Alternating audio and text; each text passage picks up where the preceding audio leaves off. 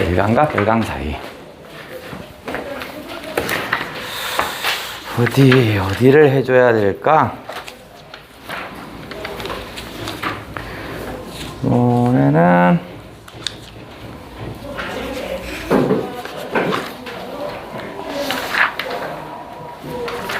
33 할까? 33? 33쪽. 33쪽에 봤더니 전기소설이 실렸습니다. 그러면서 치유부벽전기가 좀 실렸고요. 김시습 거. 우리 거는 이생규장전이 실렸죠. 이생규장전이 실렸고, 뒤에 거 봤더니 신광안의 하생기후전이 실렸구나. 그죠? 하생기후전이 실렸네. 그러면 자, EBS에서 우리가 유사지 좀 해볼게요. 우리 거에 뭐가 실렸냐면 김시습의 이생규장전이 실렸는데, 이생과 최랑이 결혼하려고 했는데 처음에 어떻게 해서 집안에서 반대하죠. 그러니까 어떤 거냐면 혼사장애 소설입니다. 혼사장애 모티브가 들어간 거. 결혼하려는데 결혼을 하지 못하게 합니다. 뭐 이런 것도 좀 등장을 좀 해주셔야겠고, 최랑이 죽었다가 다시 살아나오죠. 그죠? 그 다음에 이 하생기후전도 좀 그런 모습이 좀 나타납니다. 그래서 인간과 귀신의 교환서라. 인간과 귀신의 교환, 인기 교환, 뭐 요런 거에 초점을 더 볼게요. 이렇게 인기 교환은 바로 뭐야? 전기적인 거겠죠? 전기적인 거. 기이한 현상을 적는 거겠지. 그 중에서 이제 우리 유사 작품에 뭐 할 거냐면 신광한의 하생기후전을 해볼 거야. 하생기후전을 해보자. 그러면 요거는 좀 요렇게 끝납니다. 그러면 하생은 우리의 주인공이니까 동그라미. 그 다음에 기는 기이하다 이거고, 그 다음에 우는 만나다입니다. 그러면 하생의 기이한 만남이네요. 왜냐면 귀신을 만날 거거든. 그럼 당연히 귀신을 만나는 거니까 기이한 만남이겠죠. 하생기후전 해보자. 자, 어디 전체 내용부터 해볼게요. 자, 하생이라는 사람이 있어요. 하생이라는 사람은 원래부터 뭐 하는 사람이면 용모라든가 행실이 대단히 우수합니다. 용모, 그 다음에 얘가 하는 행실이라는 게 이런 거 되게 우수해요. 그런데 가난합니다. 가난해요. 그런데 무슨 것도 있냐면 우리가 보편적인 고전소설과 좀 다른 모습인데, 용모가 행실이 좋고 해서 아주 제자 가인형, 아주 훌륭한 남자입니다. 근데 보통의 우리 고전소설에서는 출세, 돈 이런 거 별로 싫어하잖아. 근데 얘는요, 출세 욕망이 있어요. 얘는 출세 욕망도 있습니다. 그래서 요게 조금 보통 다른 소설과의 좀 차이점입니다. 그죠? 요게 조금 다른 일반적 소설과 일반적 소설과는 다른 점입니다. 왜냐면 보통 우리 소설은 주인공 같은 경우는 용모하고 행실이 있고요, 뛰어난 능력을 가졌고요, 잘생겼고 뭐 이러면서, 하지만 돈을 밝히지 않아요. 그죠? 그래서 무력이 없어야 되는데 얘는 출세 욕망을 가져요. 그래서 하생이라는 애가 이제 물어봅니다. 누구 아니면 자기한테 돈 있는 돈을 다 가져와요. 그래서 누구를 찾아가냐면 점쟁이를 찾아갑니다. 그래서 점쟁이한테 물어봅니다. 허이, 점쟁이요. 내가 언제 나는 성공할 수 있습니까? 이런 거 물어보고요. 그 다음에 나 예쁜 여자 언제 만날 수 있어요? 라고 물어봅니다. 그래서 자기가 가진 금전, 돈을 다 주고 나서 점을 봅니다. 그때 점쟁이가 하생이가 알려줍니다. 몇 월 며칠이라고 알려주고요. 그 다음에 성문 바깥에 가면 너 예쁜 여자 만날 수 있다 라고 예언을 해줍니다. 하생이 신났습니다. 그래요? 내가 성문 밖으로 가면 예쁜 여자 만난다는 거죠? 그 진짜 나가봅니다. 근데 있어요. 만났어요. 아주 예쁜 여인을 만나요. 그래서 이런 산 쪽으로 이렇게 따라가다 보니까 예쁜 여자의 집이 있는 거야. 그 집에 들어가서 3일간 뜨거운 사랑을 합니다. 그래서 뜨거운 사랑을 했는데 여인이 갑자기 뭐라고 하냐면 저는 사실 산 사람이 아니에요. 귀신이라고 하는 거야. 이건 뭔 개소리인가. 근데 하생은 여인이 너무 마음에 들거든요. 귀신이면 어때? 그래도 사랑할 수 있다고 생각합니다. 그런데 여인이 나를 사랑하면 내 소원을 하나만 들어주면 안 될까요? 하면서 막 웁니다. 그 뭐냐? 나 지금 저기 시장에 가면 우리 아버지를 볼 수 있을 텐데 우리 아버지를 만나게 해주면 안 돼요? 그럼 어떻게 하면 되냐? 제가 금척을 줄 테니까. 금척은 금자입니다. 평소에 옛날에는요, 무덤을 만들 때 그 사람이 애지중지하던 것을 같이 묻어줬대요. 그러니까 이 금척을 가져가면 우리 아버지가 알아볼 거다라고 합니다. 당신 같은 예쁜 애가 알려주면 부탁하면 당연히 해야죠 하면서 얘가 갑니다. 가요. 그래서 어떻게 했어요? 여인이 시킨 대로 금척을 가지고 시장에 갑니다. 시장에 가요. 그랬더니 여인의 아빠는 시중입니다. 시중이 벼슬이야. 여인의 아버지입니다. 얘는 여인의 아버지야. 근데 이 시중에 하인들이 시장을 가다가 저거 우리 주인 아씨가 쓰던 금척인데 저 새끼 도구랬구나 라고 해서 시중한테 일러요. 그랬더니 죽여버려 합니다. 그래서 막 후드러 팹니다. 그랬더니 하생이 잠깐 얘기 좀 들어보라고. 내가 나 자꾸 때리면 너 안 가르쳐준다 막 얘기해요. 뭐냐 했더니 죽은 딸을 내가 알고 있다라고 해요. 무슨 개소리냐 막 해요. 그래서 넌 이 금자 너 그 도구랬지 하고서 막 죽이려고 합니다. 그랬더니 뒤에서 엄마가 얘기합니다. 죽여도 이따가 죽입시다. 일단 확인 한번 하고 죽입시다 라고 해요. 그래 알겠어 하면서 시중이요 하인들한테 하생을 꼭 묶어놓으라 합니다. 잘 묶어놔. 내가 갔다 와서 도굴 흔적 있으면 다 죽여버릴 테니까 라고 합니다. 갔더니 무덤이 도굴 흔적이 없는 거야. 이거 이상하다 라고 해서요 무덤을 이제 파봅니다. 파봤더니 어떻게 써? 이 여인이 죽은 지가 3일이 됐는데 산 사람처럼 그대로 누워있는 거야. 그래서 유모를 불러요. 야, 얘 데리고 가라. 그래서 안고 데려갔더니 의사도 없이 그냥 놔뒀더니 점점 생기가 돌아오더니 살았습니다. 집안이 난리가 났어요. 시중이 처음에 바로 하생을 오해했죠. 도둑으로 오해합니다. 도둑으로 오해했지만 이제 자신의 딸을 살려줬죠. 그래서 아주 극진한 대접을 합니다. 도둑이 오해했지만 극진한 대접을 합니다. 극진한 대접을 해요. 왜냐면 딸을 살려줬으니까. 그러더니 시중이 물어봅니다. 그래 너 아버지는 뭐 잘 계시고? 물어봐요. 그랬더니 일단 시중이 봤더니 하생이 잘생겼고 공부도 잘하거든요. 그래서 아버지는 잘 계시고 웬걸요 저희 아버지는 관직을 한 적이 없어요. 그래? 요즘 말로 하면 공무원 준비만 하다 아버지가 실업자야. 그래 좀 이게 애매하네. 그래도 너가 좀 잘났다고 하니까 그래 그럼 집안은 어떻게 잘 지내고? 집안은 벼슬이 아무것도 없는데요. 애매합니다. 그래서 시중이 부인한테 얘기합니다. 생긴 거는 우리 사위를 삼아도 괜찮을 것 같은데 이거 집안이 안 맞는데 그냥 돈 줘서 보내자. 그랬더니 부인이 그럼 바깥 어른이 알아서 하세요 해요. 그래서 시중이요 하생한테 너 원하는 게 뭐야? 내가 뭐 사줄까? 이런 거만 물어봅니다. 근데 하생이 원하는 게 뭐냐면 결혼에 대한 얘기를 안 하는 거야. 언제 결혼할까? 혼례를 칠까? 너는 어디에다 신혼집을 차리고 싶어? 이러는 걸 물어봐야 되는데 아무 말도 안 하는 거야. 이거 이상하다. 갑자기 돈만 준다고 하고 자꾸 이래요. 이거 봐라. 여기에 지금 혼사 언급이 전혀 없습니다. 결혼은 언제 할까? 이런 얘기를 해야 되는데 그런 게 없는 거야. 그러니까 이제 불쾌합니다. 이거 봐라. 저 여인이라는 것이 내가 좀 살려줬더니, 그죠? 이제 마음이 쑥 바뀌었구나? 이제 살았다 싶으니까 나 같은 이렇게 하찮은 놈은 버린다는 거 아니야. 그래서 하생이 이제 편지를 씁니다. 편지를 써서 유모한테 저거 좀 전달해주세요. 라고 합니다. 자, 이제 하생의 편지를 볼게요. 편지는 삽입시의 형태로 나옵니다. 시를 씁니다. 시. 그 시가 어딨냐면 그 B에 있네. B에. 자, B에 나옵니다. 자, 일단 하생과 여인을 얘기해 볼게요.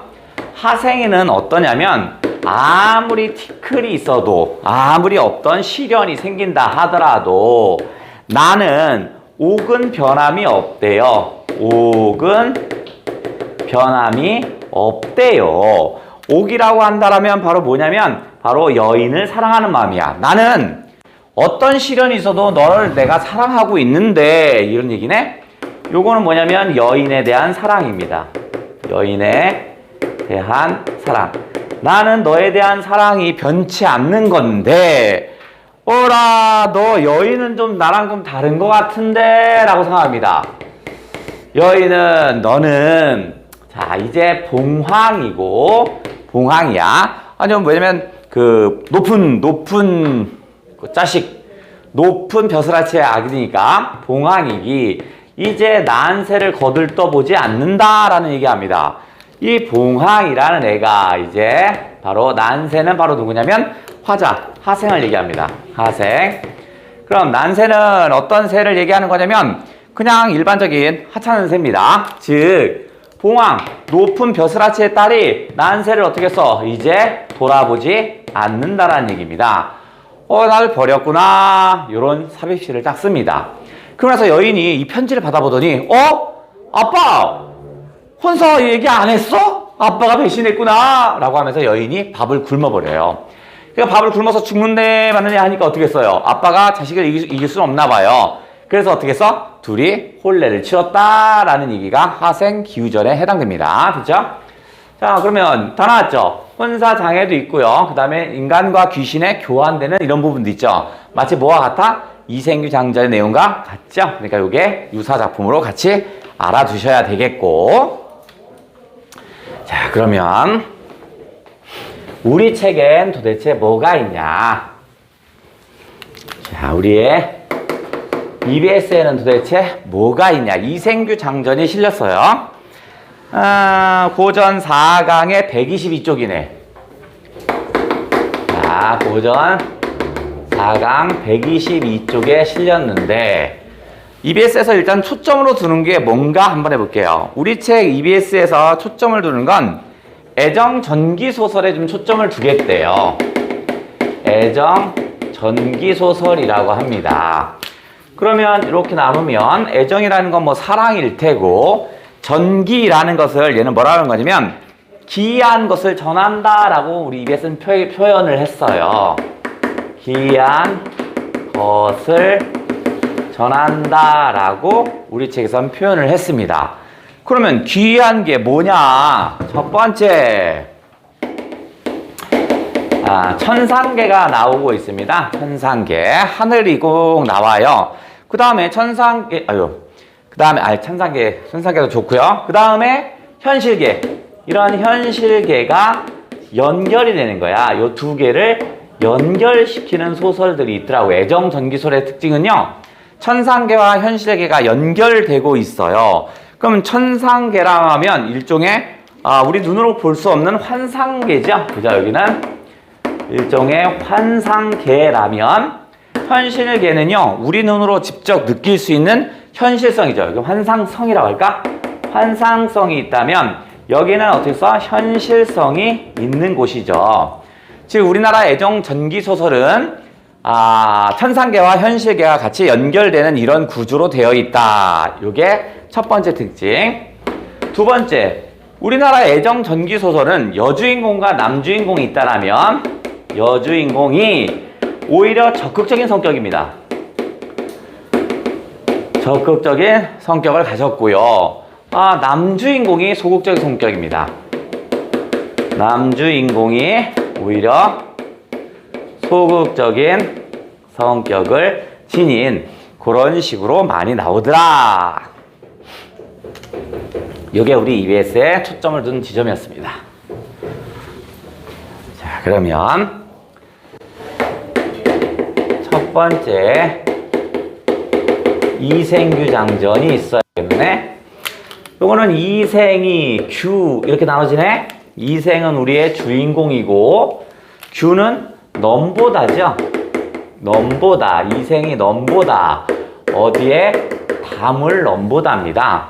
그래서 이생이 담을 이렇게 넘봤더니 예쁜 여자 발견했죠. 근데 그 담 안에 여자도 바깥에 있는 남자의 마음에 들어해요. 그래서 둘이 사랑을 나눕니다. 그런데 집안이 반대를 하죠. 그죠? 집안이 반대를 해요. 그래서 서로 헤어졌다가 여자인 최랑이 밥을 굶어요. 그래서 난 결혼해야 한다고 적극적으로 행동을 합니다. 그래서 우리 EBS에 초점을 두는 건 그 부분이야. 최랑이 되게 적극적으로 구애를 합니다. 하지만 남주인공은 오히려 아무것도 안 하는 이런 상태로 나옵니다. 자, 그러면 이생이 있고 최랑이 있는데 서로 간에 결혼을 안 시켜주려고 했더니 결혼을 시켜달라고 적극적으로 했던 게 누구냐면 최랑이었습니다. 그래서 결혼이 성립은 됩니다. 둘이 결혼해서 알콩달콩 살려고 했는데 무슨 일이 벌어져요? 홍건적이 침입을 하죠. 홍건적의 침입. 홍건적은요, 머리에 붉은 두건을 써서 홍건적이라고 한답니다. 근데 얘가 고려시대에 우리나라에 자주 침입을 했다고 합니다. 홍건적이 들어오자마자 어떻게 해요? 이생은 도망쳤죠? 남주인공은 되게 소극적이라고 했잖아. 근데 오히려 최상이 어떻게 해서 너 같은 놈에게 정절을 뺏기니 차라리 죽겠다 하죠. 그죠? 요런 것들 보여요. 자, 홍건적이 침입하고 나서 최랑은 오히려 죽게 됩니다. 최랑의 죽음. 그 다음에 다 떠나고 난 뒤에 이생이 한번 찾아오죠? 그죠? 왔는데 저기서 어떻게 했어요? 다시 최랑이 뚜벅뚜벅 걸어옵니다. 최랑의 부활이 있네. 그러니까 전기소설이겠죠. 그죠? 그 다음에 그러니까 아까 위에 있던 인귀설화죠. 인간과 귀신이 왔다 갔다 하는 거.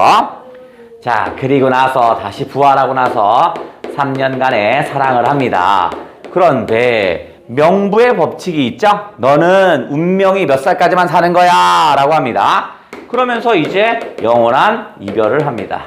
영원한 이별. 즉 요 놈은 만남과 이별의 반복 구조네. 만남과 이별의 반복 구조를 가지고 있습니다.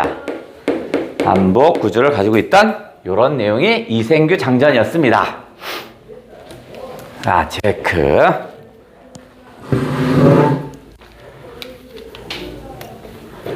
그 다음에 이생규 장전은요, 금오신화에 실려있죠. 금오신화는 5편의 소설이 실려 있습니다. 자, 이생규 장전을 했다면 요번에는 이거 이씨가 아니라 요번에는 양씨입니다. 양생이 있습니다. 얘는 스님입니다. 스님이고 절에서 총무 역할을 합니다. 돈이 들어가고 금전출납 이거 하는 애야. 그런데 금전출납도 잘하고 돈 계산도 잘하고 불심도 대단합니다. 그런데 뭐가 없냐면 애인이 없어요. 그래서 얘가 부처랑 무슨 놀이해?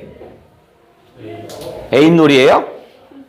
부처랑 저포놀이를 하죠. 일종의 윷놀이 같은 걸 하잖아. 저포놀이 해서 내기를 합니다. 소원 들어주기. 그 내기를 해요. 그랬더니 어떻게 해서 양생이 이겼어요. 그래서 양생이 소원이 뭐야? 예쁜 여자라고 합니다. 근데 부처가 그래 알겠다 들어주겠다. 그럼 불전함 뒤에 잠깐 있어봐라. 예쁜 여자 올 거라고 해요. 그래서 불전함 돈 넣는데 뒤에 이렇게 있더니 한 여자가 오더니 막 울어요. 봤더니 예뻐요. 근데 소리를 들어보니까 나는 얼굴도 예쁜데 남자친구가 없어요. 오늘 내 눈에 띄면 오늘 1위를 만들고 싶어요. 그래서 내가 어떻게 여기 있다 하고 나와요. 그래서 서로 금만남을 추진하죠. 그래서 역시 마찬가지로 어떤 3일간의 사랑을 하네. 얘가 누구냐면 하시여인입니다. 하시여인과의 3일간의 불타는 사랑을 합니다. 얘도 3일간의 사랑을 해요. 자, 그런데 하시여인과 사랑을 나누려고 집에 갈 때도 좀 뭔가 좀 이상했고요. 집도 조금 왠지 이상했습니다. 근데 아니나 다를까 하시여인이 나는 죽었다라고 얘기합니다. 그러면서 내 소원을 들어줄 수 있느냐? 지금 이것을 들고 가면 내 부모를 만날 수 있을 거라고 합니다. 뭘 가져가요? 아까 하생기우전에서는 금척이었다면 얘는 은그릇입니다. 이건 평소에 내가 밥 먹던 그릇인데 이걸 가져가면 우리 부모를 만날 수 있을 것이다 라고 합니다. 그래서 양생이 너 같은 예쁜 애가 부탁하면 난 다 들어주지 하고 갑니다. 그래서 어떻게 해서 은그릇을 가지고 가는데 역시 하인들한테 얻어 터져요. 저거 우리 주인 아씨 그릇인데 쉽게 도구랬구나 얻어 터져요. 그럼 자초지정을 얘기합니다. 사실은 여차여차 3일간의 불같은 사랑 여차여차 이걸 가져가면 절로 오시랍니다 해요. 그래서 하시여인의 부모가 속는 셈치고 한번 따라가 봅니다. 따라가서 못 믿어요. 그래? 내 딸애가 여기 있다 이거지? 좋아. 마침 나도 이 절에 일이 있어서 왔는데 잘 됐다. 그래, 내 딸 어딨냐? 내가 제사상도 치러 찾아둘 테니까 자, 얘 딸, 우리 딸 먹으라고 해봐라. 우리 딸 뭐 잘 먹냐? 물어봐요. 그랬더니 보시면 되잖아요 해요. 안 보여요. 소리만 들려요. 냠냠냠냠냠 소리만 들려요. 그럼 물어봅니다. 우리 딸 뭐 먹냐? 물어봐요. 그랬더니 지금 뭐 먹고 있어요? 라고 얘기해요. 맞아, 평소에 우리 딸이 좋아하던 건데 뭐 이런 거. 그러면 우리 딸의 신체 비밀에 뭐가 있냐? 뭐뭐뭐뭐요. 아, 우리 딸 맞구나. 이런 거야. 근데 부모에는 보이질 않고 귀로만 들립니다. 소리, 먹는 소리만 들려요. 그 옆에서 누가 중재해 주냐면 양생이 중재를 해줍니다. 결국 은그릇 때문에 부모와의 만남이 성사됩니다. 그러면 이 하시연이는 왜 죽었냐? 임진왜란 때 죽어요. 그래서 엄마 아빠가 피란 가다가 바빠서 일단 감회장을 해놓습니다. 감회장을 해놓고 나서 지금은 뭐 하냐면 이제 다시 그 무덤을 파서 이제 정식 제사를 지내려고 오는 중이었어요. 그럼 지금 먹고 있는 게 정식 제사밥이죠. 그러니까 어떻게 써요? 얘는 이제 하늘나라로 가겠죠. 그러면 영원한 이별을 하는군요. 영원한 이별. 그럼 양생은 어떻게 됐을까요? 양생은 지리산으로 갑니다. 왜냐면 금오신화를 썼던 김시습은 스님이 됩니다. 수양대군에게 쫓겨나고 나서 스님이 됐다고 합니다. 결국 자기 얘기네. 제목이 뭐예요? 만복사 덕후. 그렇죠. 만복사 저폭이죠. 만복사 저폭이. 즉 만복사에서 뭐 했어? 저포놀이를 한 겁니다. 만복사 저폭이. 다음. 으쌰. 자, 그 다음. 자, 요번에는 한씨. 한생이 있는데요. 한생이 인간 세상에서 글씨를 제일 잘 씁니다. 글을 제일 잘 써요. 그래서 용왕이 부릅니다. 용왕이 잔치를 열어서 불러요. 아니, 한생님 오셨어요. 극진하게 대접합니다. 저 자리 높은 자리에 올라가세요. 아유, 거기는 왕이 앉는 자리인데 내가 어떻게 앉아요? 아유, 그러지 마세요. 불편해요. 라고 해요.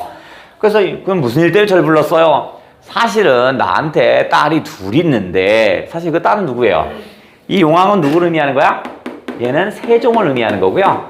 딸이 둘 있대요. 딸 둘 누구야?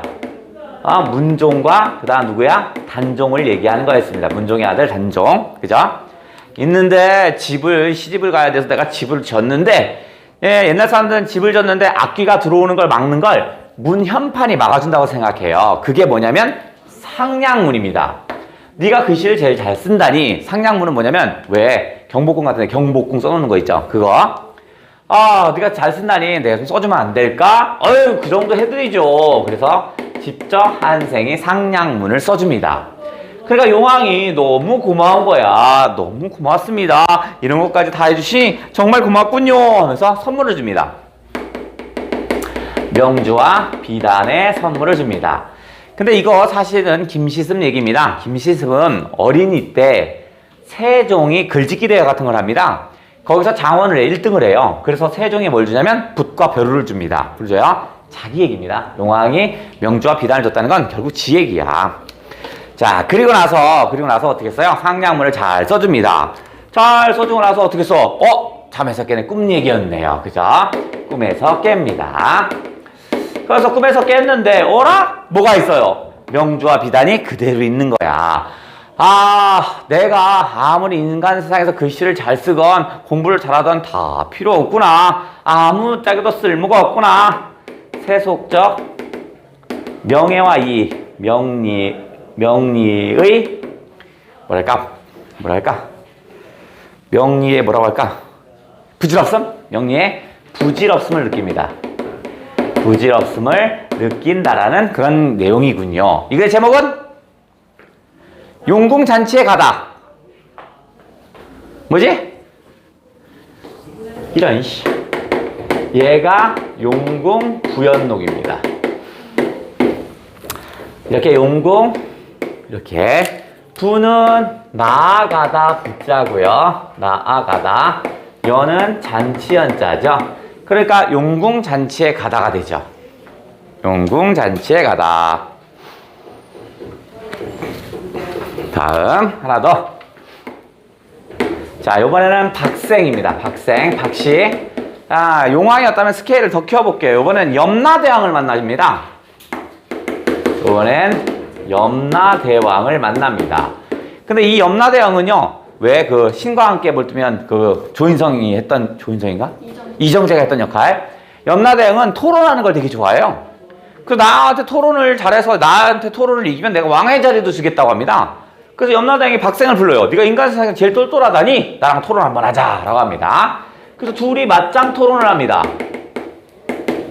염라대왕이 주제를 던집니다. 좋은 왕이 뭘까라고 주제를 던져요. 염라대왕이 무척 멋지게 얘기합니다. 하지만 박생은 뭐라고 하냐면 세조처럼 살면 안 돼요. 단종만 왕이에요. 이런 식으로 얘기를 합니다. 그래서 염라대왕이 이 새끼 좀 토론 좀 하는데 그래 내가 한번 졌어. 두 번째 요번엔 안 지겠다. 내가 아이고 이거 쉽게 봤더니 잘하네 라고 해요. 두 번째 주제를 던집니다. 좋은 백성이라 안 합니다. 그래서 염라대왕이 이놈이 좀 토론을 잘하는 것 같아서 아주 심혈을 기울여서 멋지게 말을 합니다. 그랬더니 박생이 더 멋지게 얘기합니다. 뭐냐면 단종의 백성처럼 살아야지 세조의 백성처럼 살아라 뭐 이런 식이야. 그 염라대왕이 깜짝 놀랍니다. 이 새끼 토론 너무 잘하네. 야 네가 짱 먹었어. 네가 이겼으니까 네가 왕해라. 이게 뭐예요? 살았을 때 왕위를 넘겨주는 거? 선약. 선약이요? 약속이구만 그건. 그걸 선위한다고 합니다. 그죠? 그래서 선위문을 작성해 줍니다. 내가 1대1 토론에서 졌으니 네가 왕이요 라고 써줘요. 그리고 염라대왕이 네가 이제 염라대왕이니까 이 지옥을 한번 순시를 한번 해봐야지. 순시를 해보고 어떻게 생겼는지 한번 보고 와라 라고 합니다. 그래서 수레를 대절합니다. 그래서 수레를 타고 가다가 흔들려요. 덜컹합니다. 수레 타고 잘 가다 지옥이 이렇게 생겼구나 하다가 덜컹합니다. 그래서 결국 뭐야? 잠에서 깹니다. 잠에서 깹니다. 박생이 아무래도 내가 꿈속에서 염라대왕을 만났더니 이거 죽을 때가 다 됐나 보다 라고 생각을 해요. 그래서 짐 정리를 합니다. 이게 지금 꿈자리가 더러워 하면서 짐 정리를 하다가 죽어요. 그리고 나서 뭐가 됐어? 염라대왕이 되었다라는 그런 얘기다. 염라대왕이 됨. 이게 작품의 제목은 뭐죠? 남쪽 지옥 이야기. 남쪽 지옥 이야기. 뭐야 이 새끼들아. 자 여기에 남연부주지입니다. 남연부주가 지옥입니다. 남쪽 지옥 이야기.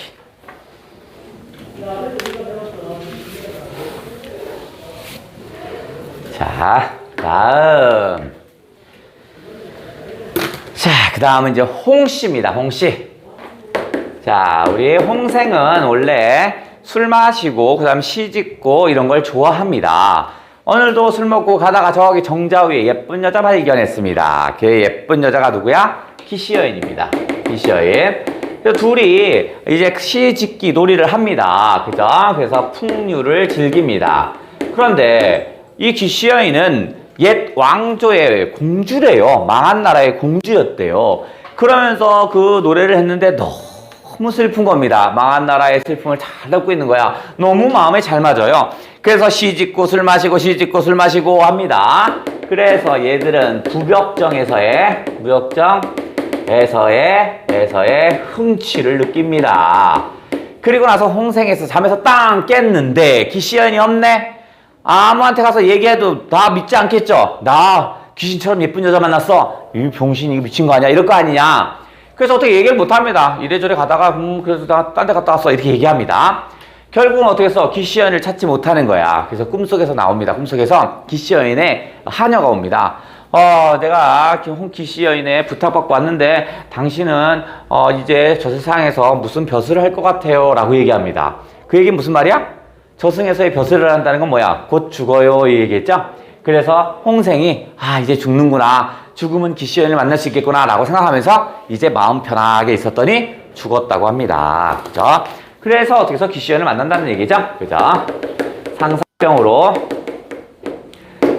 홍생은 죽었다라는 이런 얘기군요. 이게 뭐야? 그죠? 취유 부벽정기입니다. 해석하면 취에서 유 흘러갔다 부벽정이라는 정자로 됐냐? 자, 그러면 우리가 전기소설을 한번 쓱 훑어봤으니까 그럼 한번 슬쩍 풀어보시고